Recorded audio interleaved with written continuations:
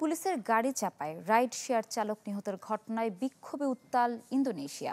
একটি আঞ্চলিক সংসদ ভবনে বিক্ষুব্ধ জনতা আগুন ধরিয়ে দেওয়ার পর নিহত হয়েছেন অন্তত ৩ জন, আহত বেশ কয়েকজন।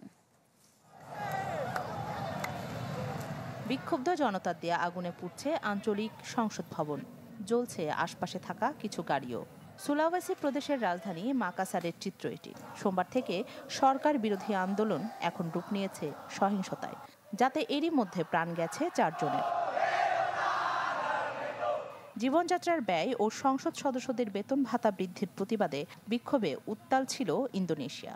উত্তেজনাকর পরিস্থিতির আগুনে ঘি ঢালে বৃহস্পতিবার পুলিশের গাড়ি চাপায় আফফান কুর্নিয়াওয়ান নামে এক রাইড শেয়ার চালকের মৃত্যুর ঘটনা। মোবাইল ব্রিগেড সদর দপ্তরে ইট পাটকেল ছড়ে বিক্ষোভকারীরা। এছাড়া রাজধানী জাকার্তার কুইতাং এলাকার একটি ৫ তলা ভবনেও আগুন ধরিয়ে দেওয়া হয়। এদিকে শুক্রবার নিহত রাইড শেয়ার চালকের বাড়িতে গিয়ে তার পরিবারের প্রতি সমবেদনা জানান প্রেসিডেন্ট সুবিয়ান্তো। সেই সাথে ঘটনার সুষ্ঠু তদন্তের আশ্বাস দেন তিনি। সবাইকে শান্ত থাকার বার্তা দিলেও কমছে না আন্দোলনের উত্তাপ। গত বছরের অক্টোবরে প্রেসিডেন্ট হিসেবে ক্ষমতা নেয়ার পর থেকে এত বড় চ্যালেঞ্জের মুখোমুখি হননি প্রাবোয়ো। চলমান বিক্ষোভকে গত কয়েক মাসের অর্থনৈতিক ও রাজনৈতিক ক্ষোভের প্রতিফলন হিসেবে দেখছেন বিশেষজ্ঞরা।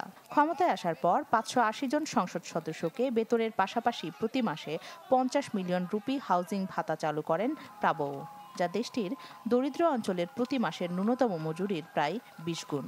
এই সিদ্ধান্তের প্রতিবাদে সংসদ সদস্যদের বেতন কমানোর দাবিতে গত সপ্তাহে রাজপথে নামেন বিক্ষোভকারীরা, যা ছড়িয়ে পড়ে রাজধানী জাকার্তা, সুরাবায়া, সলো, মাকাসার সহ প্রধান শহরে। রাখি জেসমিন, চ্যানেল 24।